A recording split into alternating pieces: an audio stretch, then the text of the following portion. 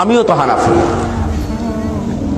তুমি কোন মার্কা হানাফি একটু স্পষ্ট হই, যে তুমি কোন মার্কা হানাফি একটু জানতে চাই। আমিও তো হানাফি, আমিও কোরআন হাদিস পড়েছি।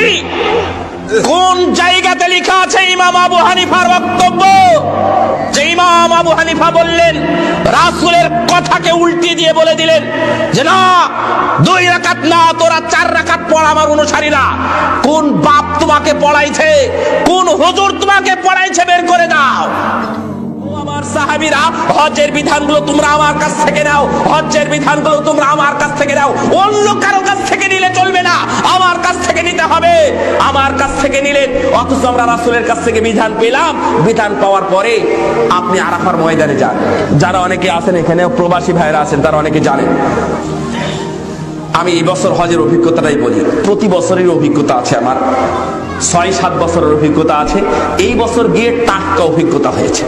সেটা হলো বাংলাদেশ থেকে এবার হজ করতে গেছিলাম, অন্যবার ওখানে থাকা অবস্থায় হজ করেছি। তো বাঙালিদের সাথে হজ করলাম, প্রায় 150-200 আমরা মানুষ, 180 জনের মতো মানুষ। আরাফার ময়দানের বিধান হলো, দেখেন, আজান হবে 1টা জোহরের সময়, নামাজ হবে 2 রাকাত জোহর, 2 রাকাত আসর। কত হলো? 4। 2 ওয়াক্ত নামাজ কয় রাকাত? 4 রাকাত। আজান 1টা, একামত 2টা। এটা হলো বিধান। এটা আমার নবী দিয়ে গেছেন, আমার নবী এইভাবেই পড়েছেন, সাহাবীগণ এটাই মেনে নিয়েছেন।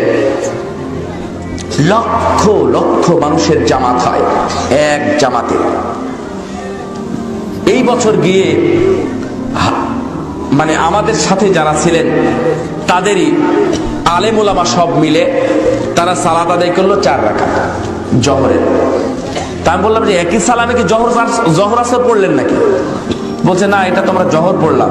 ও আচ্ছা, জোহর পড়লেন 4 রাকাত, আজব কথা। জোহরের নামাজ 4 রাকাত আরাফার ময়দানে, এটা আবার কোথায় আছে? কথা কমপ্লিট হলো না।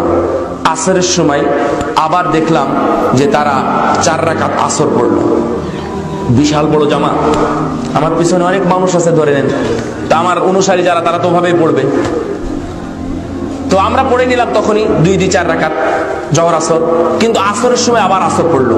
আমি গিয়ে ধরলাম, আপনি জোহরের সময় 4 রাকাত জোহর পড়েছেন, এটারই তো বিধান পাওয়া যায় না, আমরা পাইনি কোনোদিন হাদিসে। আবার আসরের সময় এসে আসরের সালাত আদায় করলেন, এটা কিভাবে পড়লেন? দলিল ইনিয়ে বিনিয়ে অনেক কথা বলার চেষ্টা করলো, কিন্তু শেষ কথা কি বলবো? আপনারা রাগ করবেন নাকি? শেষ কথা বলল যে এটা আমরা হানাফি মাযহাব মানি, হানাফি মাযহাব অনুযায়ী 4 রাকাত জোহর 4 রাকাত আসর পড়তে হয়। আমি বললাম আমিও তো হানাফি।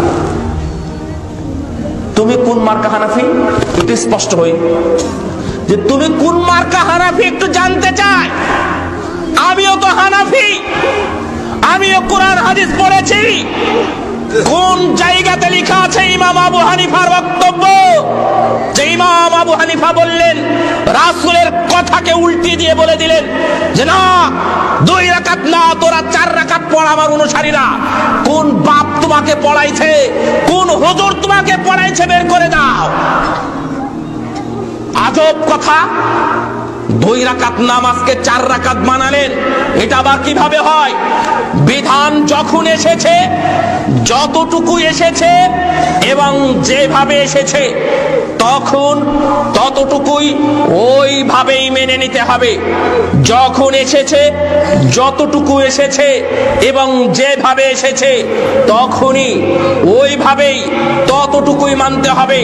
আমার নবী এখানে 2 রাকাত জোহর 2 রাকাত আসর পড়েছেন, এখানে মাগরিবের আজান হয়েছে কিন্তু মাগরিবের আজান হয়নি, মাগরিবের আজানের সময় হয়েছে কিন্তু আজান হয়নি।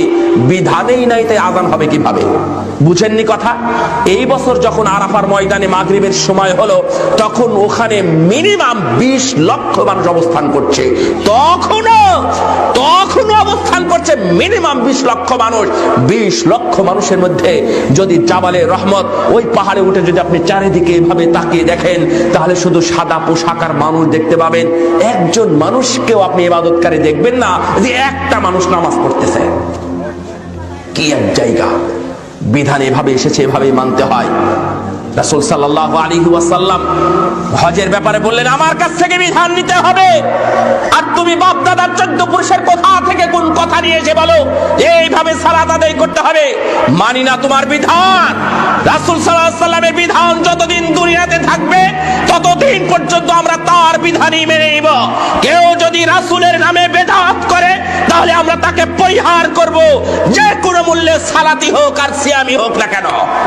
যদি রাসূলুল্লাহ সাল্লাল্লাহু আলাইহি ওয়াসাল্লামের নামে কেউ বেদাত করে তাদেরকে ধরবে। কোথায় পেলি তুই? কোথায় পেলে তুমি?